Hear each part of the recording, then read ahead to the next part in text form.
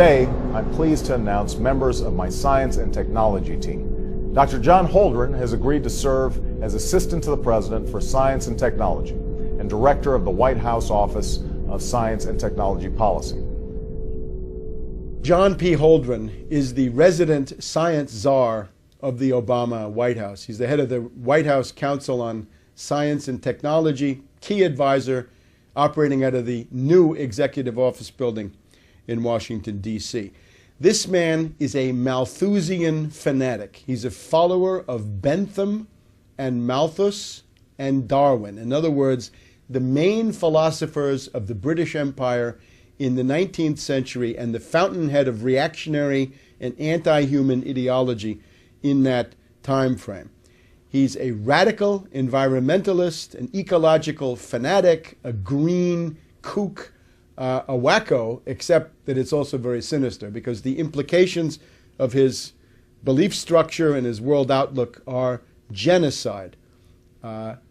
He is, in particular, an enemy of the traditional American point of view on the world. Holdren polemicizes in his books against people he calls the cornucopians, people who think that the bounty of nature and of production is unlimited. He says that's not true. There are limits to growth, and we have to live within those limits. He polemicizes against growthsmanship, that you can grow your way out of a crisis. According to Holdren, that door has been permanently closed on all of us. And in particular, he says he hates the moonshot mentality of the average American. And that is to say, with the right kind of national mobilization, technology, and political will, you can do just about anything, including putting a man on the moon or putting other people out into space. So Holdren is anti-American in this deep way. He is a pessimist culturally and historically. He calls himself a neo-Malthusianism. Now, the heart of his outlook is what he calls, he says that population is the root of all human problems. In other words, people pollute. Humanity is a cancer on the face of the earth. The one big problem in the ecosystem is the role of humankind. And of course, in reality, the existing ecosystem could not survive without the constant contributions of human production. It's very easy to show that. Holdren started off in the 1970s with Paul Ehrlich, who was a charlatan and an obscurantist and a crackpot who wrote the book The Population Bomb.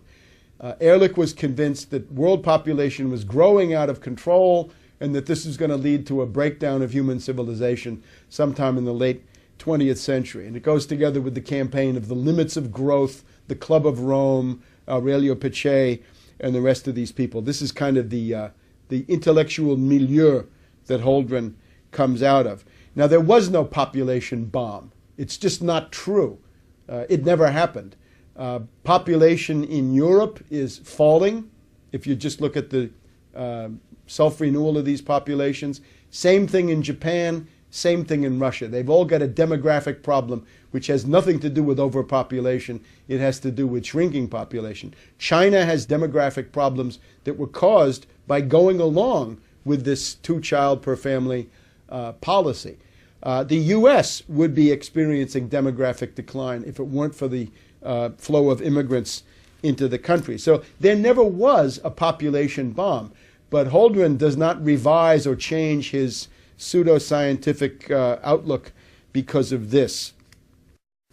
Population is the problem. Now, he looks around the world, writing in the early 1970s in one of his textbooks, and he says, some countries have so much population that they ought to be triaged. We should cut them off, give them no more food aid, no more credit, no more help of any kind. Well, what are the countries? He says India is probably on the list. India, hundreds and hundreds of millions of people, and Holdren says, cast them into the outer darkness.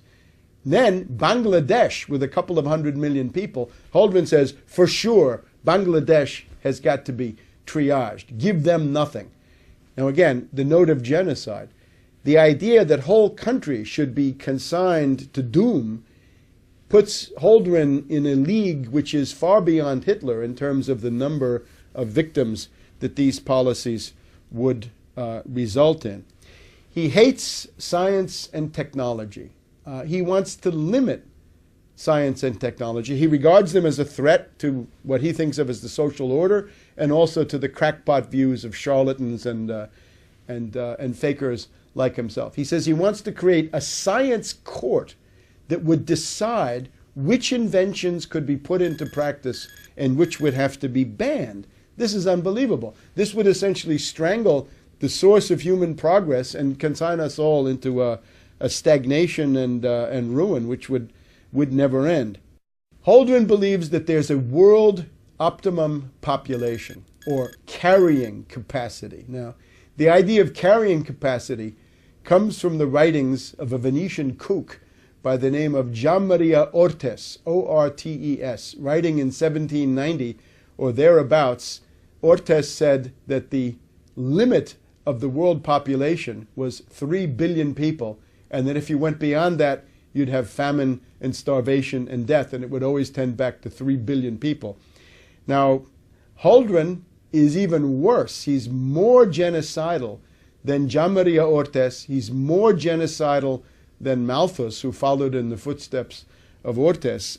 Holdren says that the optimum world population is 1 billion. Now let's pause. At the time Holdren wrote that, the world population was already 4 billion. Today, if you say the optimum population is 1 billion, it would mean that more than 5 billion would have to go. And again, these are orders of magnitude that Hitler, Stalin, and Mao never dreamed of. Only in the mind of fanatics like Holdren do we get genocide of these proportions. Holdren says that the big task of policy, and here the third world and developing countries should take note.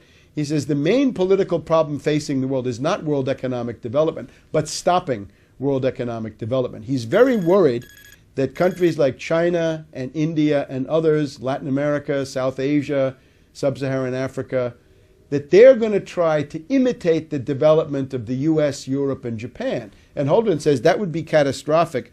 What we need is to stop third world development. We've got to convince the third world not to do that. And we've got to institute de-development worldwide. In other words, turn back the clock of history, roll back progress, and go back to what amounts to pre-industrial civilization. Well, pre-industrial civilization is a lifespan of 30 to 35 years, nasty, brutish, and short, as Hobbes put it. So that's what Holdren wants for you and your family.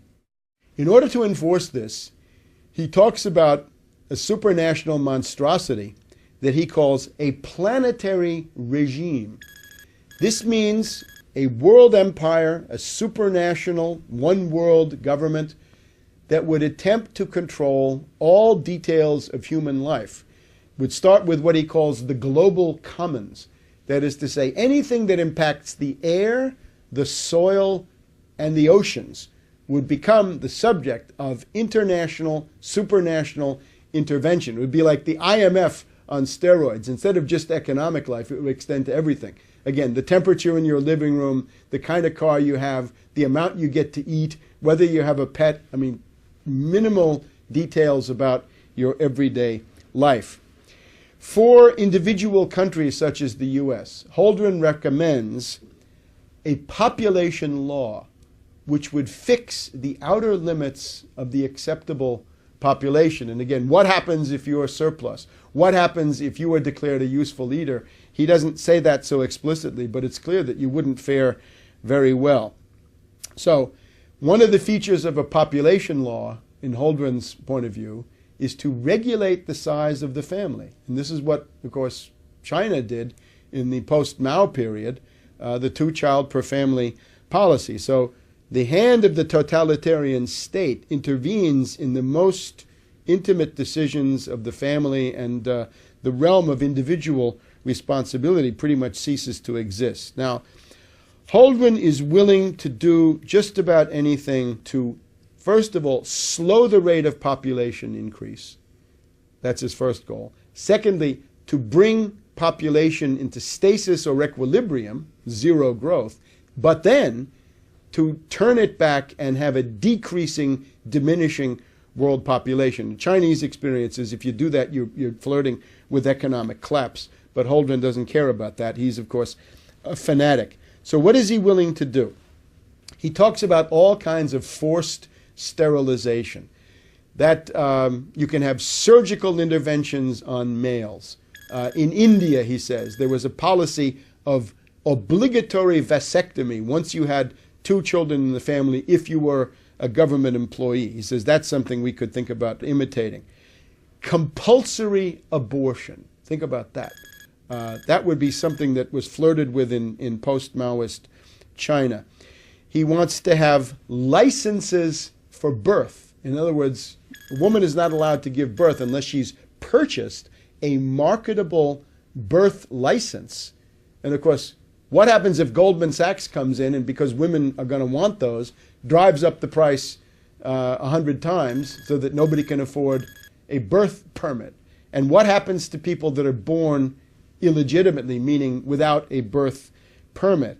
He wants to have things that have been done in the meantime. Norplant, I think, is an example. Subcutaneous chemical devices that are put into the flesh of women to prevent them from conceiving. So, forced sterilization, compulsory abortion, forced vasectomy, birth licenses, subcutaneous implants, all kinds of compulsory, obligatory methods. In terms of forced sterilizations, he says you could do this by putting chemicals in food and water, but he thinks that these other methods would be more effective. He also has other methods of persuasion, which are really coercion, that if you have more than 2 kids in the family, there's no more free public education for you. The 3rd kid has to pay to go to the public school.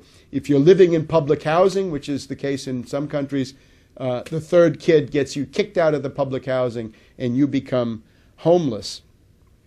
He's also in favor of violating the family by seizing babies. He says that if it's a teenager or a minor who has had an illegitimate child and there's no husband in the picture, then the government should come in and seize that child and have a policy of forced adoption to take care of that illegitimate child.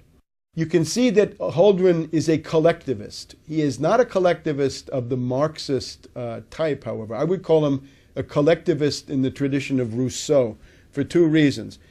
Remember, there are 2 Rousseaus. One is the Rousseau who says that the noble savage is the goal of human life. In other words, the more primitive you are, the less civilization you have, the better you are.